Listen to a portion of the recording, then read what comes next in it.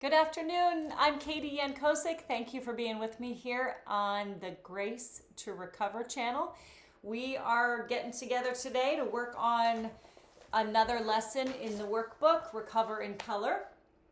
This is a art therapy, talk therapy, and music therapy program. It's not that thick. It takes 1 year. Nice and easy to do. We'll do one worksheet per week. We'll color one page. Today we're going to work on a lesson called Be a 7. And then we'll work through, there are questions in the back of each section with the song. And this week we are talking about not being perfect. So Be a 7 is a little bit of a joke against trying to be a 10. So Be a 7 is our slogan for the week. We're going to put that on repeat in our heads. Be a 7, be a 7, be a 7. And it's fun because I've been enjoying the Alaska State Fair and I've been losing some quarters at the games because the games are kind of rigged. You try to throw a ball into a certain hole and you know the holes are angled in such a way, or you try to throw a ring on a pop bottle and they're just set up such a way that you're thinking, can you win or not? It's rigged. And so part of Be a 7 has to do with not procrastinating. So the main thing we're going to work on this week is to stop procrastinating. Perfection is a cleverly rigged carnival game. It is technically possible but rarely achieved. Sure, you can get an A+ on a test. You could sink the winning basket during a game, or you could bear the record of any competition that you enter. But the pursuit of ongoing perfection can breed anxiety. Perfection is a perfectly terrible taskmaster like boss. Perfection torments us, and we become slaves to the perfectionistic inner critic who is never satisfied. I don't know about you, but in my head, there's a drill sergeant that is always chirping and not satisfied. When perfect is the standard, the mental messages of not good enough can loop endlessly. Perfection demands 10 out of 10, and then it taunts us for falling short, even when our shortfalls land us in the pretty good zone. Do you struggle with procrastination? It may be because the inner critic with the addiction to perfection has you convinced of failure before you even start. That's where it gets tricky. So you're doing okay, you're getting your stuff done, but there are bigger things that you want to accomplish, bigger projects, and you're not doing them because you have a standard of perfection in your mind. The inner critic whispers words of defeat and words of doom, and that inner critic starts to win. And our brain buys the whispered lies, and then we quit before we even start. Perfection tricks us with, why even try? Agreement with that inner critic could paralyze you into non-activity, and that causes anxiety to skyrocket, and we fall further behind in our daily responsibilities.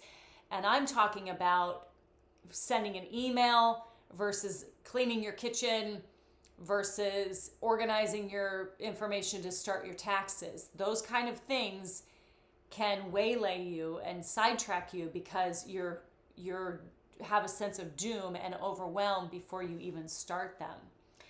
I want to create this idea of a gap.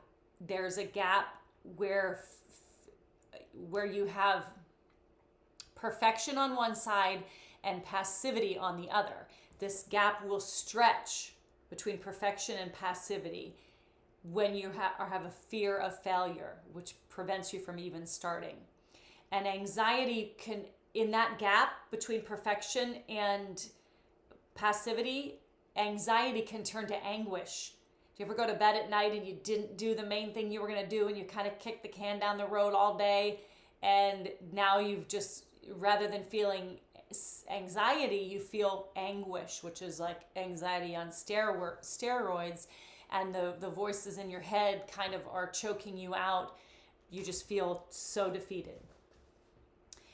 An unhealthy pursuit of perfection will harm your mind. There's no other way to say it. I'm not trying to be dramatic. It will harm your mind overall. We must pay attention to our behavior. Become aware of the patterns, and we have to overcome the temptation to be perfect.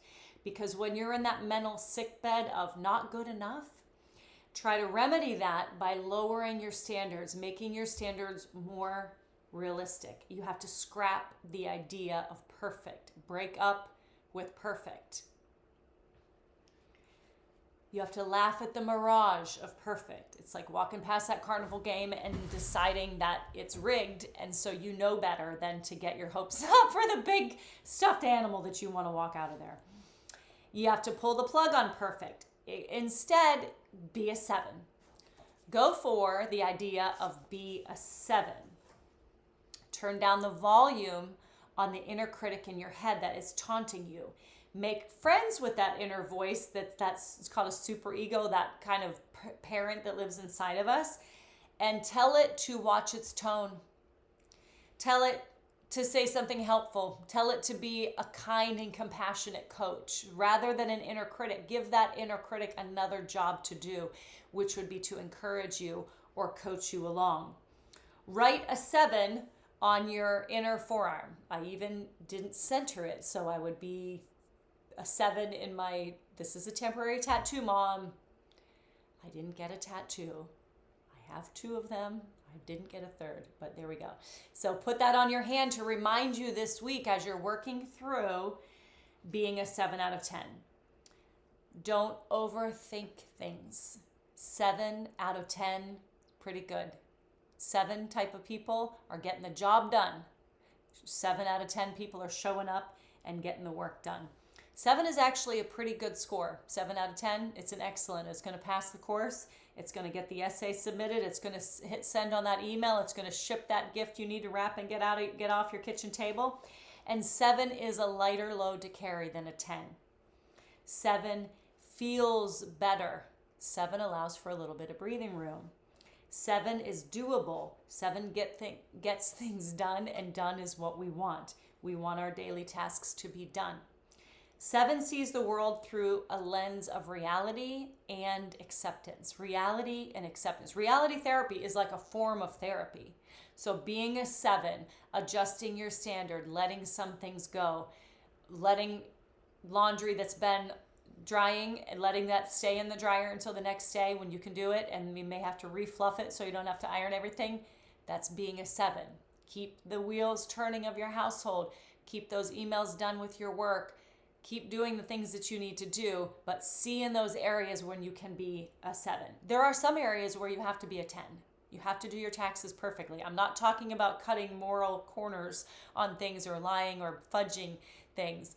I'm saying find those areas where you can be a 7, soften the standard, and rather than go for perfect, which is going to procrastinate you or put you into passivity, go for 7 in those areas where you could tolerate a little bit of fluctuation, where there's margin on the sides, and you can walk into that.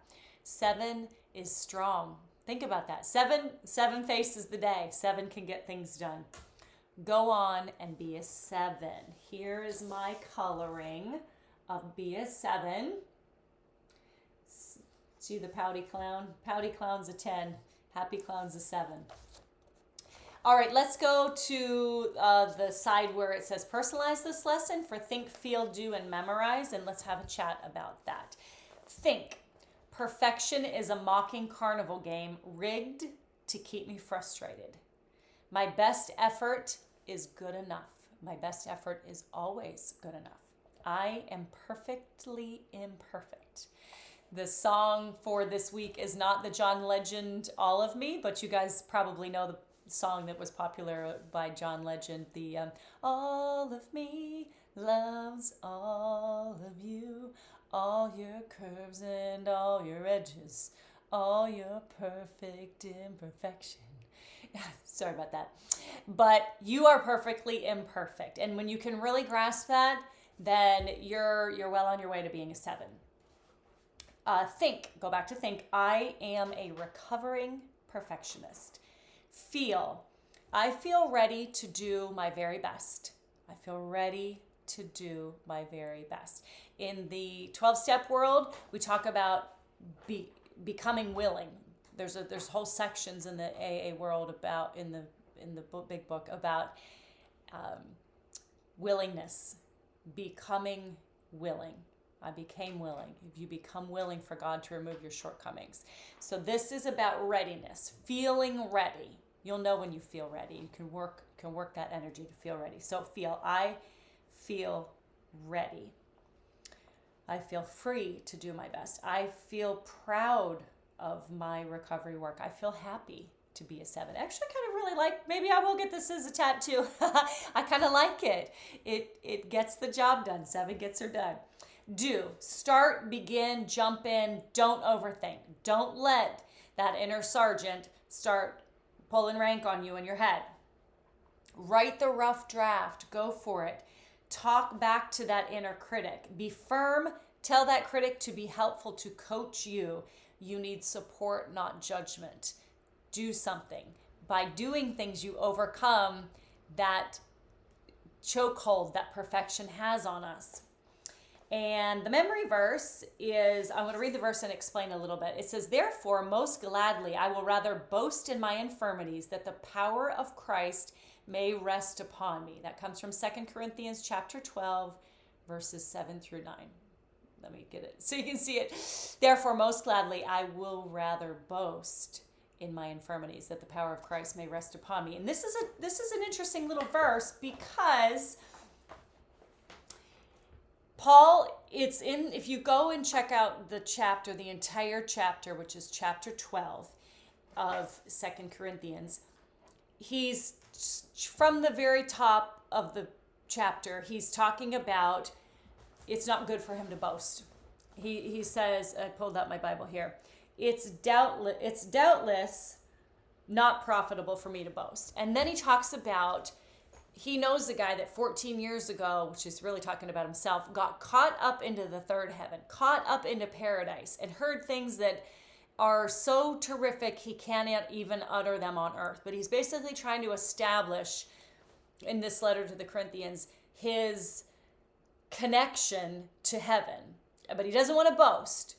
And he's saying, because I've had these revelations from heaven, the Lord allowed Satan to give me a thorn in my flesh to buffet me, that he would be humbled. In other words, to keep him kind of grounded on earth. He was given, he meaning Paul, who's writing this letter, he's given something wrong with him, which we don't know what it is. Some people think it was a weakness of the eyes, had a vision deficit or something. I don't know, but it's symbolic of an imperfection of humanness. So I'm going to read a little bit. This is font too small. All right, I'm going to read 2 Corinthians chapter 12, verse 7. It says, and lest I should be exalted above measure by the abundance of revelation, a thorn in the flesh was given to me, a messenger of Satan to buffet me. Buffet meaning like knock you around a little bit.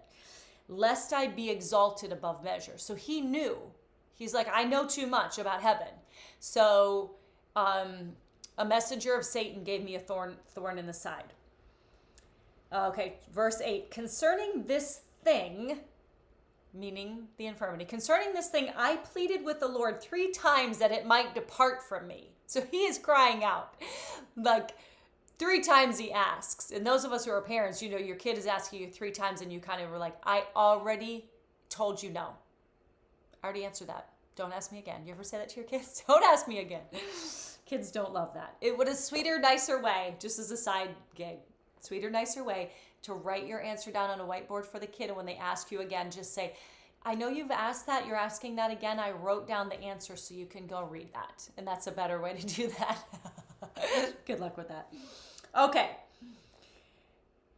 Verse 9. So he's saying, he's concerning this thing. I pleaded with the Lord 3 times that he would remove it from me. So Paul is going to the power source that he knows that the Lord can tell Satan to remove this messenger. He knows that.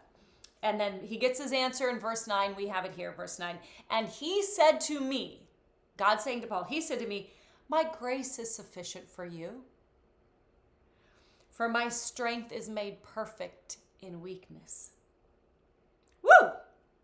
And then here's our memory verse. Therefore, meaning the therefore, that's why I wanted to read through this, is therefore is because Paul talked to God about it and he got his answer. So he's like, therefore, most gladly, I will rather boast in my infirmities that the power of Christ may rest upon me. So when God answered him and told him, basically, no, I'm not removing it. My grace is sufficient for you.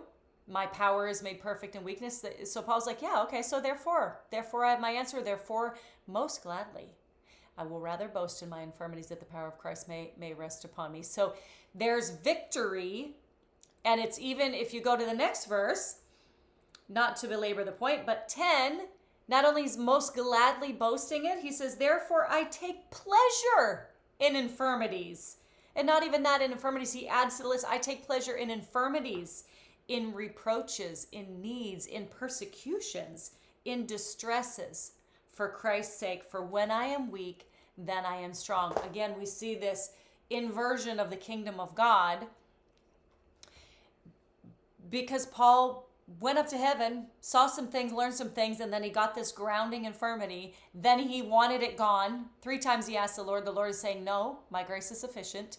My power is going to rest upon you. And then Paul has this change of mind. It's this idea of, I'm going to boast gladly in my infirmities, and not only that, but in my reproaches, and the pains and the persecutions and my lackings and my sufferings for Christ, because when I am weak, I am strong. So he now gets the inversion of the kingdom of God. This is pretty powerful stuff. So as you're coloring this week, think about that as you're working through your workbook. Let's go over to the questions and work through them together. Question number 1, in what area of your life do you struggle the most with perfection? For me, it's writing, because in my mind, I have a final draft. I see the way a book wants to get done, or way I want something written, and it's not, so I struggle with starting. I put up a block. Number 2, how has perfection caused you to procrastinate? When I thought about this, I was always coloring. I'm like, perfection is everything of why I'm procrastinating. I'm currently procrastinating. Making this video was part of my procrastinating of working on a book project with my best battle buddy, Carol, and I owe her a draft. I have to do it. I have to be a 7 and get it done. So perfection is, dare I say, the main enemy, power, and principality that is against me in doing what I need to do and what I have said I would do. Number 3, what are 3 practical ways that you could break up with perfect and lower your standard? Remember, we're not lowering our moral standard. We are getting things done. So we're not cutting corners and lying and cheating. We're staying within a moral thing here. I'm talking about sending emails, doing your housework, washing your car, getting the dentist appointment made, all the little things of life, okay? Writing the manuscript, bigger things too, like your projects. You're going to get ready for winter. You got to split wood. You have to build a shed. You have to do the things. All right, so the 3 things for me, I put mindset. You already see my 7 on my wrist. I have to change my mindset this week is what I'm working on. Acceptance of my humanness. I'm going to send imperfect emails. I don't need to double check, triple check everything. And I'm going to stand tall in my humility. I'm going to link to that. I'll link this video to that other video that I wrote on standing tall in your humility and being confident in your imperfections and be who you're meant to be. And then the other thing that I do is that helps me break up with perfect is the things that I can do perfect, that I like to be detail oriented about, I do. For example, my dear friend Mary gave me this really cool napkin holder. At least that's what I thought it was. It was maybe for papers or something. But I fold with perfection my little napkins and I stick them in here. And it gives me a little satisfaction. I know it sounds kind of silly. And also thank you, Mary, for this awesome thing from Prague, from the Czech Republic. I will iron, I will fold napkins, I will make I will fold my towels when they come out of the dryer, and I want those things to be perfect, and they're perfect, and it satisfies my need for perfect. And then the other things that aren't going to be perfect in my life, I allow the 7 concept to rule, and that makes me feel happy. Number 4, what does being a 7 look like for you? My jeans don't need to be ironed with the crease down the center. I know this puts some of my Army friends, they're like, shocked, you're not ironing your jeans? How will anyone know that you're a military veteran? You don't be up those old command sergeant majors and you can identify them in a crowd who's got their jeans ironed down the center. So I have to silence the inner critic. For me, that's one of the main things is the inner critic. I'll be happier when I'm broken up with perfect. All right. Well, I already gave my worst singing voice on stage here in my little kitchen stage when I sang the John Legend song. The actual song for this week is a much less worldly song about the chaos of relationships. And even though I love the John Legend song, I really do. But the song is called Strong Enough by Matthew West, and it is a beautiful, great song, and it even talks about that. There's even a little thing about I can do all things through Christ who gives me strength, which is not our memory verse this week, but it fits nicely in with the work that we're doing on the grace to recover. And I do pray that you find God's grace to recover. I'm so thankful that you're here. Send me an email, go to the website, comment below, like, and subscribe. Thanks again. God bless.